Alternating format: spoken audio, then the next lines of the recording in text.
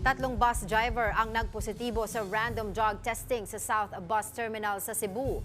Ginawa po yan sa gitna ng pag-iinspeksyon sa mga biyahe sa pinakamalaking bus terminal sa probinsya. Para po sa detalye, live na magbabalita sa atin si Dale Israel. Dale, anong update dyan?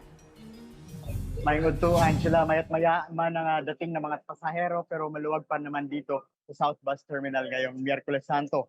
Walang online booking kaya first come, first serve ang patakaran ng mga bus company dito. Karamihan ng mga biyahero papunta sa kanilang hometown sa Southern Cebu. Meron din mga turista na nakapila, lalo na yung mga papunta sa Oslo para sa whale shark watching at sa Malboal at Badyan para sa mga white sand beaches. Kabilang ang mga yan sa 15 bayan sa south ng Cebu na may tourist spot.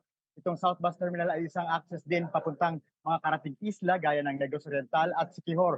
Meron ding mga nakapila dito ng mga pasahero papuntang Zamboanga at Dapitan sa Mindanao via Roro. Higpit naman ang mga seguridad dito, katunayan nag-conduct ng random drug test ang PDEA at LTFRB. May tatlong driver nga na nagpositibo sa test kaya agad na sinuspinde. Nag-inspection din ngayon araw si Cebu Governor Gwen Garcia upang masiguro ang kaayusan sa terminal. Ang sabi ng mga otoridad ay every 10 minutes naman ay may aalis na series buses. Ayon naman sa LTFRB, may 11 special permits silang inisyo yung kung kukulangin yung mga sasakyan para sa Northern Cebu. Sa Southern Cebu naman ay may 78 special permits ayon kay LTFRB Regional Director Eduardo Mantialto. Angela, tinatayang nasa higit 20,000 na mga pasahero ay nasa dadagsa dito sa South Bus Terminal mamaya. Lalo na at hanggang alas 2 ng hapon na lang ang pasok ng mga maraming opisina. Angela?